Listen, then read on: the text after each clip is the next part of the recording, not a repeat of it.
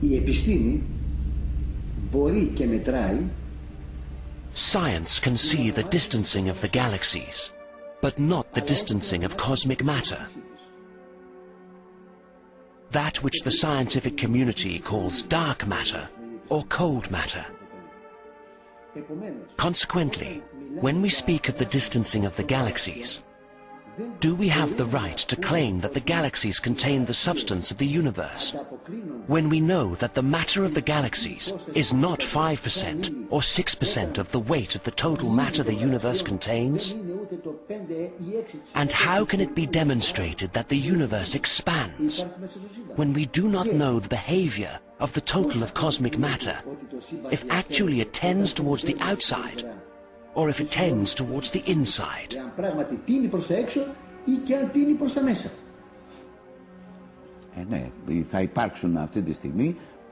There are many scientists who will tell you that what we measure, what we see, if you will, the materials that we do see, indeed constitute 4 to 5% of all the material that should exist in the universe.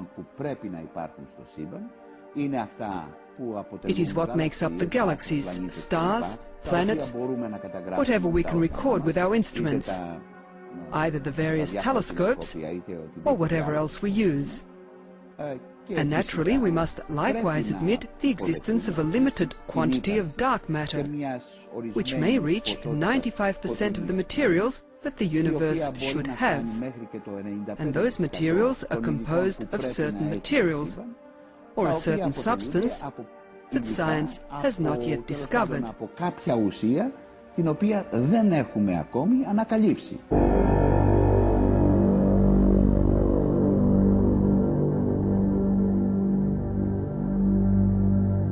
Who can verify that the dark matter of the universe, which covers 90 to 99% of the total of all matter, follows the course of the galaxies?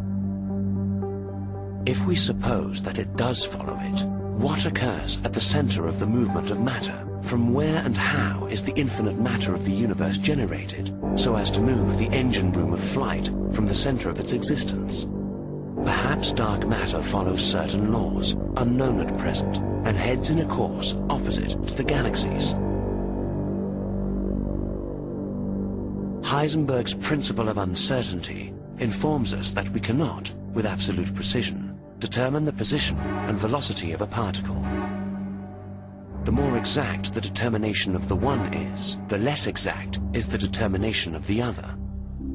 This confirms that scientific knowledge will always be limited to the part and never to the whole. The whole belongs to the domain of wisdom and insight, which extends to the eternal world of ideas.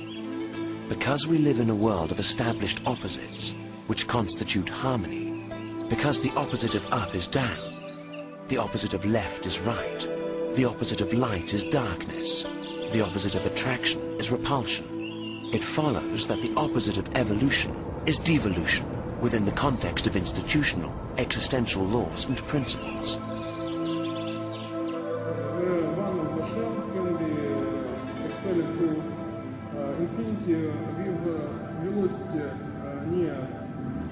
I followed with exceptional interest an international conference in astrophysics at the Academy of Athens on the subject of the chaotic state of the universe.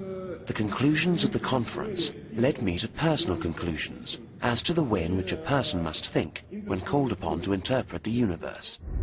The universe is mechanical. It is, in other words, a factory whose purpose is to produce becoming, the being of all things. For the factory to function, it needs primary materials, which it will continuously work on and will continuously distribute to the consumer market of space-time.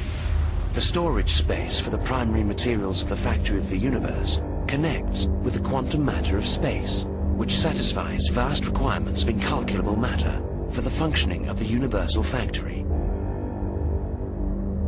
The factory of the universe is self-generated, autonomous, self-powering, self-functioning, and eternal. It has an entrance as well as an exit. Opposite it, in the depths of infinity, there where space-time is united, assimilated, and identified with spirit, there is the divine world, the destination, insolubly bound to the universal factory. In the universe, nothing happens by chance. Everything belongs to equations.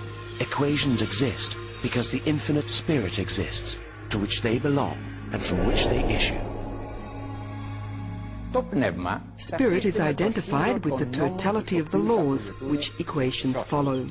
And these laws surely exist not only to confirm the external manifestation of things, but also the internal.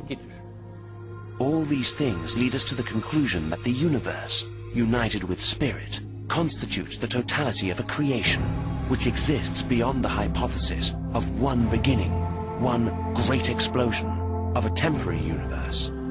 The beginning of creation in the Old Testament, the beginning of creation of the so-called Big Bang, and every other type of beginning, leads us nowhere other than to the decisions of a flawed God, who begins to create a universe which turns off and on with a repeated genesis and a repeated death. This certainly declares that God, if these things indeed hold, is flawed. However, because God is not flawed, but is perfect, man must seek the perfect functioning of the universe through the manner of thinking of the Creator himself. This constitutes the supreme duty of each scientist, researcher, speculative philosopher, and thinking person.